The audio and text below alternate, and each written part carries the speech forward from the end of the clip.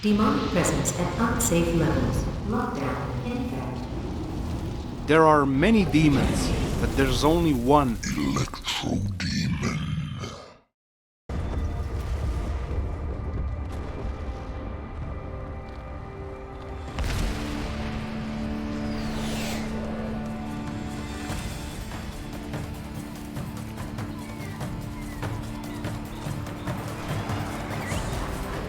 Crysis Warhead is a standalone game that is basically an expansion pack to the original Crysis.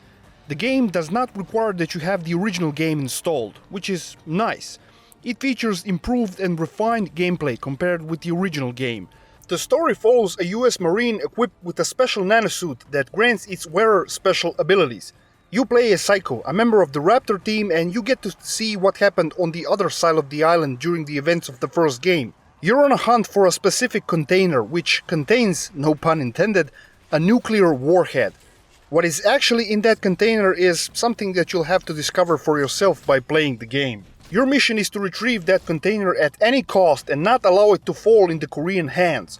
Of course, the Koreans also want that container and you'll have to deal with them on your journey. There's a villain introduced here, General Lee.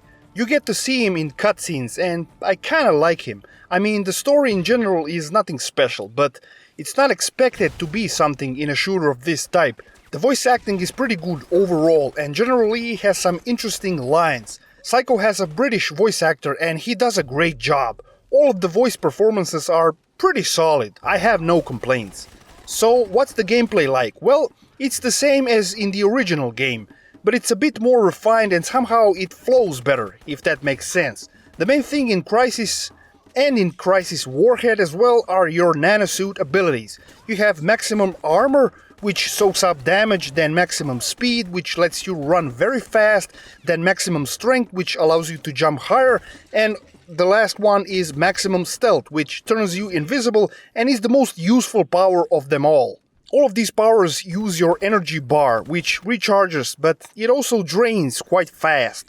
Especially maximum speed. It drains the energy way too fast. Also, most of your powers are kinda useless. Maximum strength is pretty much useless most of the time. Maximum speed is awesome, but it drains in less than 2 seconds. What makes this even more annoying is the fact that Psycho's default movement speed is so slow. So you have to use the maximum speed power, but it drains so goddamn fast. The game wants you to change powers on the go, mid-combat. This is a great idea, but in practice it doesn't work. Why? Well, because it drains so fast. The combat is great. The enemy AI is not really smart, which is a shame, but they make up for their stupidity in numbers and precision.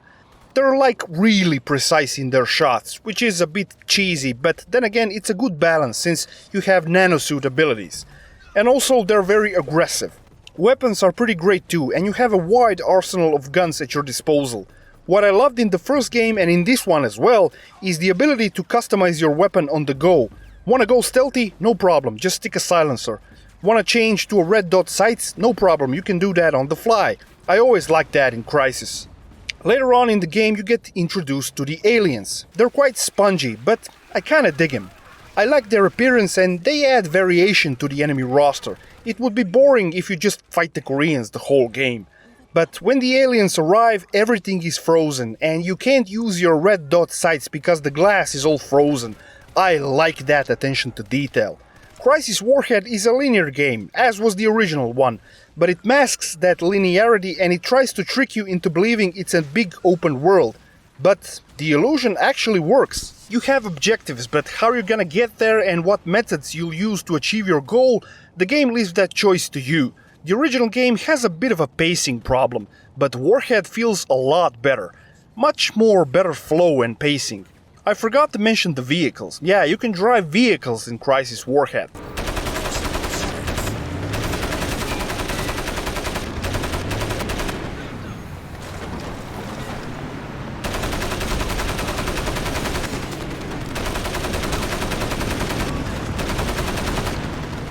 Jeeps, hovercrafts, etc. No flying vehicles in Warhead. Considering how bad the VTOL mission in the original Crysis was, well, maybe the lack of flying vehicles is a good thing. As for the sound, the soundtrack is good. It's instrumental, and when the action ramps up, the music follows and it doesn't disappoint. It's industrial mixed with orchestral. The weapons also sound pretty good. Nothing really to complain here. Then you'll have to make your way through its freight terminal. Let's talk about the graphics. The first game was notorious for its system requirements. It looked like nothing on the market, but it came at a price. Machines of that time had a hard time playing the game with all of its bells and whistles. Crysis Warhead uses the same engine, but it's a bit better optimized. Yeah, and it's true. It looks the same, I'm not seeing any huge improvements over the first Crysis, but it's really better optimized. Nowadays it doesn't matter, because this is a game from 2008, and it shouldn't be a problem to run on any modern rig. I played it at Ultra 60 FPS with almost no dips.